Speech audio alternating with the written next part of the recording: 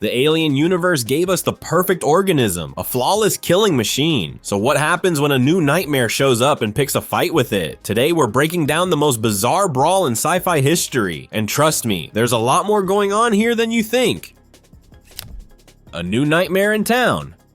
For decades, the Alien franchise has operated on a simple, terrifying principle. The Xenomorph is the apex predator, the top of the food chain, the undisputed king of cosmic horror. It's a perfect organism, a biomechanical demon whose only purpose is to survive and propagate, usually by bursting out of your chest. But Alien, Earth decided to throw a wrench in that well-oiled machine of death. The show introduced us to a whole new flavor of terror, a creature officially dubbed the Trypanohincha oelis, but lovingly nicknamed the Eyeball Monster by fans. The true horror of the Eyeball Monster lies in its subtlety. A Xenomorph is a whirlwind of claws, teeth, and acid. Its violence is explosive and final. The Eyeball Monster is a quiet apocalypse. It doesn't just kill you, it erases you, leaving your body as a walking tombstone. Victims are seen interacting with loved ones, their voices a perfect mimicry, but their eyes betray the truth. There's something else behind the wheel. This makes it a far more insidious psychological threat. You can't just barricade a door against it. It could be wearing the face of your best friend, your commanding officer, or your spouse. It's a paranoia-inducing plague, and that makes it a unique and terrifying new player on the board. The show quickly establishes this creature as a grade A threat, a silent, intelligent parasite that represents a different kind of violation, the loss of self. While the Xenomorph destroys the body, the Eyeball Monster steals the soul. And in the now infamous 5th episode, this up-and-coming nightmare did the unthinkable. It attacked the king. The ultimate showdown of ultimate destiny.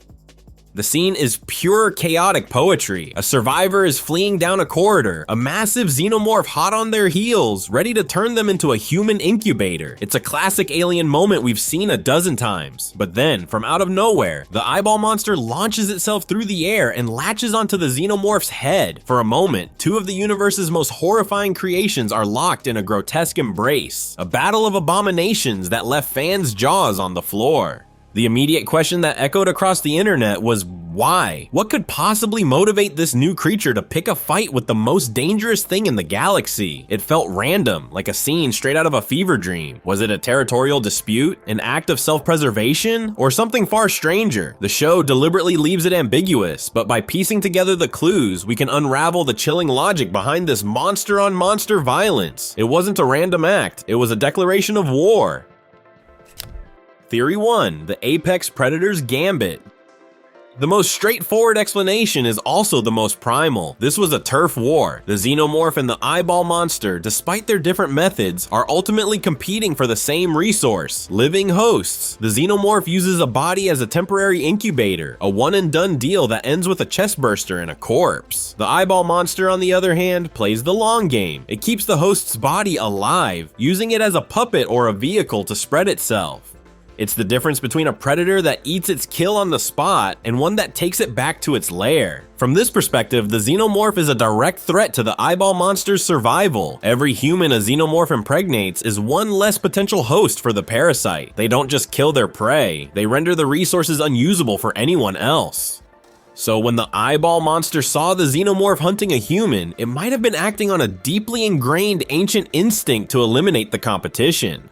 It wasn't trying to save the human out of any sense of altruism, it was defending its food supply. It's the cosmic equivalent of two sharks fighting over a seal. This turf war becomes even more compelling when you consider the potential origins of these two creatures. We know the Xenomorph's backstory. It's a bioweapon, an engineered instrument of death perfected by the engineers. It is, for all its animalistic fury, an artificial creation. But what is the Eyeball Monster? The show has given us zero clues about its origin, which makes it even more terrifying. Is it a naturally evolved parasite from some forgotten corner of the galaxy? A creature that has perfected its host takeover strategy over millions of years of evolution? Or is it something else? Perhaps it's a rival bioweapon created by a different unknown race, a biological answer to the engineer's Xenomorph. If that's the case, their fight isn't just a clash of predators over prey. It's the continuation of an ancient silent war between their creators, with Earth as the unfortunate new battlefield. The Xenomorph is a design monster.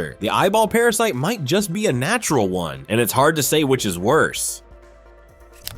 Theory 2, the misguided instinct.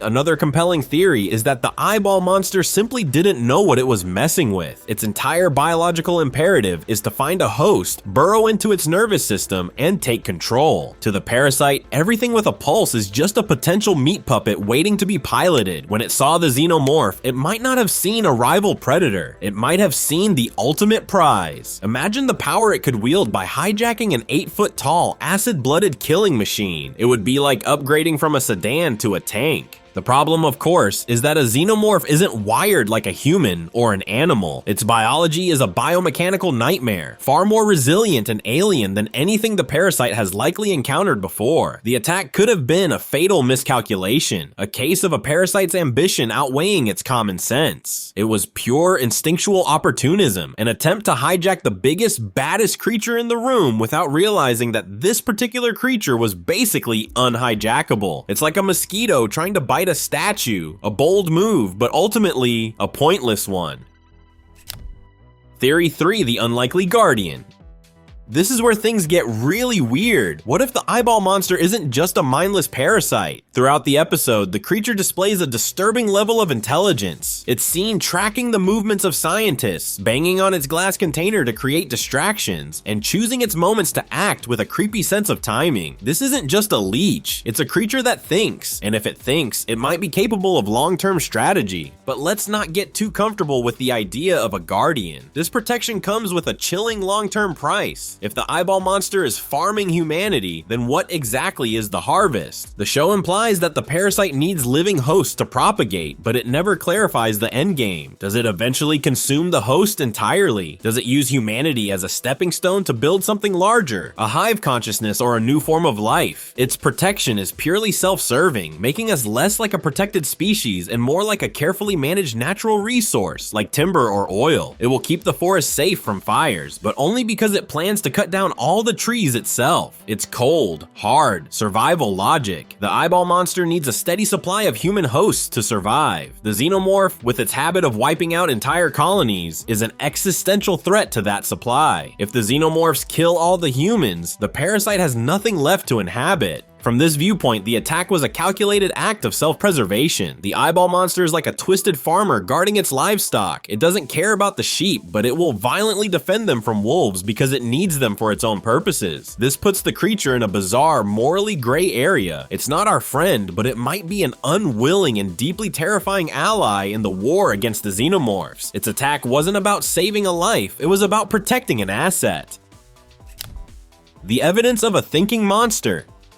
The unlikely guardian theory gets a lot more weight when you look at the creature's behavior earlier in the episode. In one scene, a scientist is about to drink from a water bottle that another smaller parasite has slipped into. Just before she takes a sip, the eyeball monster, locked in its nearby container, starts banging on the glass, seemingly trying to get her attention and warn her. The timing is too perfect to be a coincidence. It knew what was about to happen and tried to intervene. This single act suggests that the creature is capable of understanding cause and effect and can differentiate between various threats. It sees the smaller parasite as a problem and the xenomorph as a catastrophic one. It also implies that it views humans not just as immediate targets, but as a long-term resource to be managed and, if necessary, protected from outside threats. This isn't just a monster, it's a malevolent intelligence with a terrifyingly logical agenda. It might puppet us, but it won't let anything else destroy its toys.